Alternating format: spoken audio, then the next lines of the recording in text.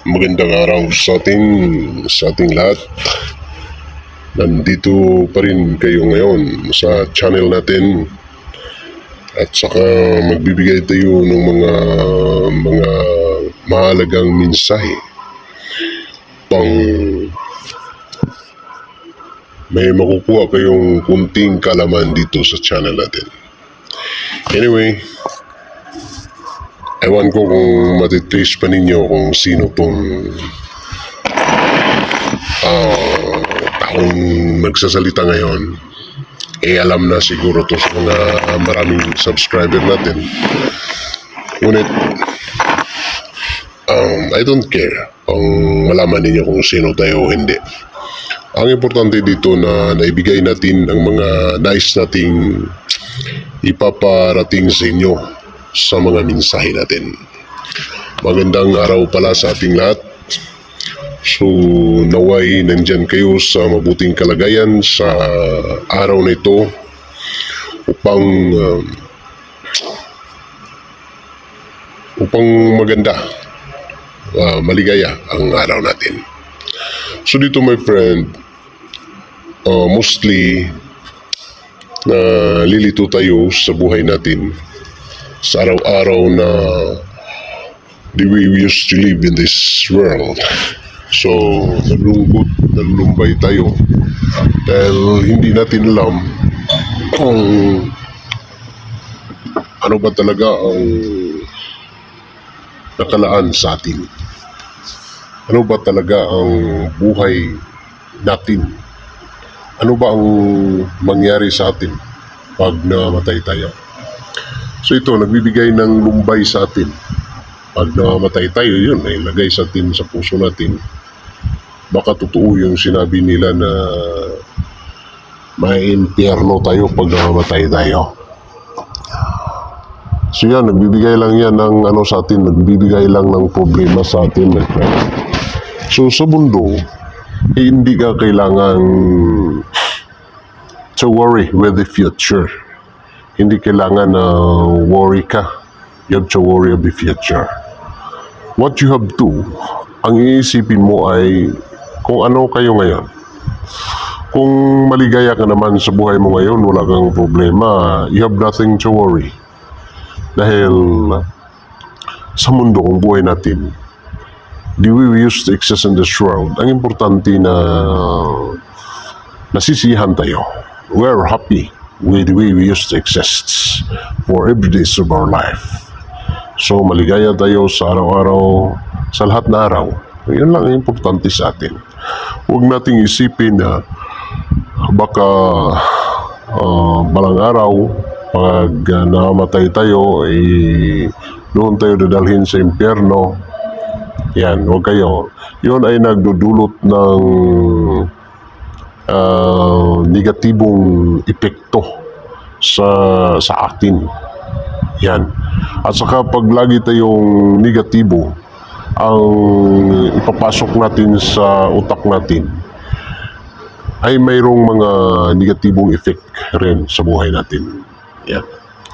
So yung bang sinabi nila na pag gusto mong yumaman, kailangan na mag-iisip-isip ka ng mga positibong mga bagay. Kaya nga dito, yung mga tao na naging worried always sa buhay nila, ay mahirap nilang makamtan ang kasaganaan sa buhay. So dito, ang pag-iisip ng mga magagandang bagay, yun ang nakatutulong sa atin. Nakatutulong sa atin upang umangat tayo sa kabuhayan natin. So, pang hindi tayo maghihirap, one of the cause kung bakit mahirap ang tao, yun ay laging pag-iisip ng mga di kaya-ayang mga pangyayari sa buhay ng tao. So dito, isipin natin, maligaya tayo sa buhay natin everyday. We must be satisfied kung ano lang ang ibigay sa atin ng Panginoon. Yan. And we don't have to worry with the future. Yan my friend. Huwag tayong malungkot kung ano man ang mga pangyayari sa buhay natin. Dahil in the reality, wala namang impyerno, my friend. So parang tinakot lang tayo na may impyerno tayo. Yan, ganyan lagi. Tinakot tayo na mayroong impyerno upang gagawa tayo ng mga bagay na mabubuting mga bagay. Dahil sa ang totoong impyerno ay nandito lang ngayon sa buhay natin, today. Ayan. Pag may ginawa kang hindi magaganda sa kapwa mo, yan ang sinasabi nating impyerno sa buhay natin. Dahil yung mga taong ginawan mo ng kasamaan ay gagawa ng mga bagay na ikasisira mo. Yan, nagiging impyerno ka ang buhay mo. Ngunit kung gagawa ka ng kabutihan sa kapwa mo, ang epekto niyan ay mabuti rin. So dito, ang tao ay gagawa rin ng mga mabuting bagay sa iyo.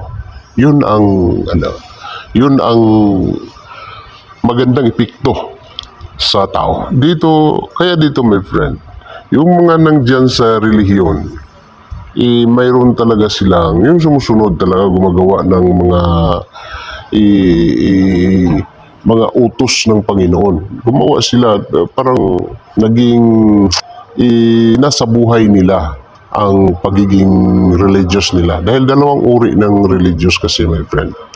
Yung mga tao religious na pumunta lagi sa simbahan, ngunit yung mga ginagawa nila ay masama pa rin, hindi yan religious klaseng tao. Sila ay mga tao na palasamba. Nag-claim na sila ay nandyan sa Panginoon, ngunit ang sa puso nila ay hindi. So wala pa rin mga mabubuting mangyayari sa mga taong yan. Yan. Yun ang tunay na religious na tao na kahit hindi ka pumuntang simbahan, basta't gumagawa ka ng mga bagay, ano ba ang rule? Role natin, ang dapat natin gawin upang maging mabuting tao tayo. Very simple lang upang maging mabuting tao tayo. Ano ba? Iisipin natin, kailangan praktikal ang tao. Isipin natin kung ang mga ginagawa natin ay ikasisiyaba sa kapwa-tao natin. Yun, you have to analyze yourself. You'll be the one to analyze kung ano ba yung ginawa mo ay ikasisiyaba ng kapwa-tao mo.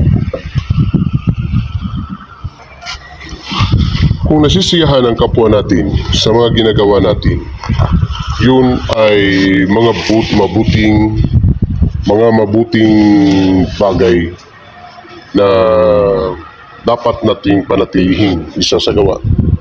Ngunit kung ang mga bagay na ginagawa natin ay ikinagagalit ng kapwa natin, yun ang mga bagay na magdudulot ng destruction sa buhay natin, sa life natin, yan, sa bukas natin.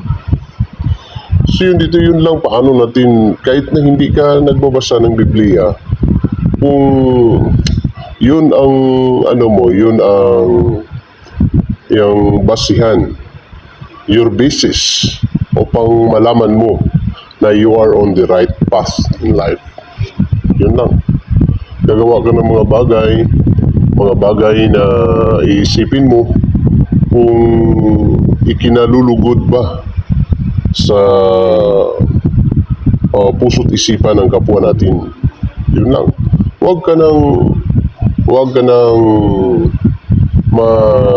matakot pa na kayo ba'y makapunta sa langit o impyerno. Kung you are sure na yung mga ginagawa mo ay sa kabutihan ng kapwa mo. Yan. Kung paano kayo naliligtas, my friend, ito lang lagi ang isa-isip natin. Naliligtas kayo sa mga kapahamakan na isasagawa ng kapwa-tao sa iyo. Kung gagawa kayo ng mga bagay na lahat ng mga bagay na ginawa mo ay kinalulugod sa puso't isipan ng kapwa-tao mo. Yun lang. Huwag ka nang matakot. Sabi nila na hindi kayo na i-baptize. Wala kayong baptism. In the name of the Father, and of the Son, and of the Holy Spirit. Wala kayong baptism in the name of Jesus Christ. Wala kayong rantism. Huwag na kayong malungkot na ganyan. Kahit wala lahat yan. Basta't ang lahat ng mga ginawa mo ay sa kinalulugod ng puso't isipan ng kapwa mo. Yun ang kaligtasan mo. Kahit kayo ay mayroong baptism in the name of Jesus Christ, mayroong kayong baptism in the Father and of the Son and of the Holy Spirit, kahit mayroong kayong rantism yung sprinkle of water, sprinkling of water, yan. Rantism yun eh. In the Father and of the Son and of the Holy Spirit. Kahit ang pag nagsasamba kayo ng Sabado, kahit araw-araw kayong nagsasamba, kung yung mga ginagawa mo ay hindi ikinalulugod sa puso't isipan ng kapwa-tao mo, hindi ka rin naliligtas. Hindi ka nakapunta ng langit. Dahil ang totoo, kung hindi mo alam kung anong ibig sabihin ng langit, hindi ka maliligtas, my friend. Ngunit kung alam mo kung ano ang ibig sabihin ng kaligtasan, ano ba ang langit, huwag ka nang maghintay na pag namamatay ka, napunta ka sa langit. Ngayon, my friend, you have to think of today. Iisipin mo ang ngayon. Kung gumawa ka ng mga bagay na ang ano yan, yun lang ilagay. Yun lang ilagay sa isipan natin. Gumawa kayo ng mga bagay, ikinalulugod sa puso't isipan ng kapwa-tao mo. Yun ang kaligtasan mo, my friend. Huwag ka nang maghintay na mamamatay ka, maliligtas ka. Huwag mo nang sabihin na ikaw ay wala sa tamang relihiyon. Nandyan ka. Kahit anong relihiyon ang sinasamba mo, pinupuntahan mo, sinasalihan mo, basta yun ang theory in life mo, maliligtas ka, my friend. Hindi. Walang walang papalpak yan. Kaligtasan mo talaga. Dahil ang kaligtasan ay ngayon, my friend. Huwag kang maghintay sa kamatayan mo bago ka maliligtas. Kung nasisiyahan ka sa buhay mo ngayon, lahat ng mga bagay na nakakamit mo ay puro mga magaganda, nandiyan na, yun na ang kaligtasan mo. Ngunit kung sa ngayon ay may mga taong gumagawa sa iyo ng mga masasamang gawain, wala kang kaligtasan, my friend. Yun ang ano mo sa buhay mo. Yun ang impyerno ng buhay mo. Dahil sa kagawa ng kapwa-tao mo, dahil sa mga hindi kaya-ayang mga bagay na nandyan sa puso't isipan ng kapwa-tao mo. Yan, gumawa ka ng mga bagay na hindi kinalulugod ng kapwa mo. Yun ang dahilan kung bakit na-impyerno ka ngayon. So dito, my friend, ganyan lang ang kaligtasan. Huwag kang maghintay, as what I said, huwag kang maghintay na mamamatay ka upang mapunta ka sa impyerno. Ngayon, mabuti ba ang mga pangyayari sa buhay mo? Do you think na ang mga tao na sa paligid mo nasisiyahan ba sa iyo? Yung mga ginagawa mo lagi, ikinalulugod ba sa puso't isipan ng kapwa-tao mo? Isip-isipin mo. Kung sa ngayon, may mga tao na gumagawa ng mga bagay na hindi magaganda towards you, wala kang assurance na sa pagpunta mo sa langit ay maliligtas ka. Dahil ngayon, sa ngayon, ito na ngayon ang dapat nating pagtuunan ng pansin. Ang ngayon, huwag mong tuunan ng pansin ang bukas. Kung okay naman ang life mo ngayon, huwag ka nang mangamba tomorrow. My friend, huwag ko lang pahabain ng todo ang ang discussion natin ito lang ngayon. O naway may napulot kayo kahit kunti dito sa channel natin sa more messages I should have to give you. of this channel of ours. Mga kaibigan, sana'y okay lang kayong lahat. So, sana'y magbago kayong lahat. Huwag niyong isasagawa ang mga bagay na hindi magaganda. Concentrate lang kayong lahat sa mga mabubuting gawain. Hanggang dito na lang, naway pagpapalain kayo ng buong may kapal.